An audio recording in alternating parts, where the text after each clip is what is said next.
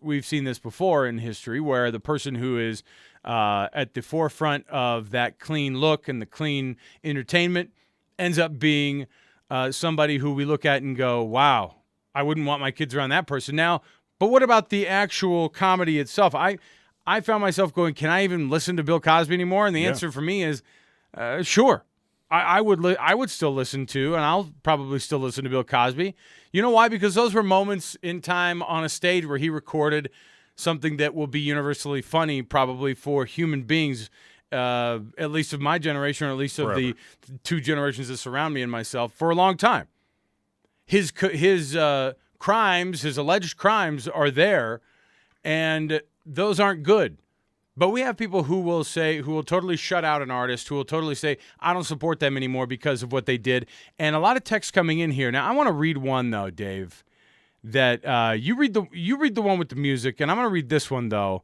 It says, you guys being shallow and simplistic if you dismiss the good that Cosby has said and done just because he sins differently than you.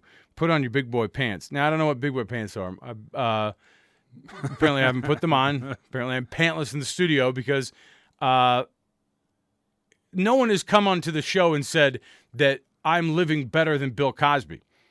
But what I can tell you is I'm not on trial for sexual assault. Right. And I don't have 50 accusers saying that I used the same tactic on them of drugging them and then having my way sexually with them. That is not what I'm being accused of. Do we all have our sins? Yes, and that's not what we're talking about. And to do this, we'll dismiss also all the great and good that he did. Well, one, what is great and good about bringing comedy? It's funny.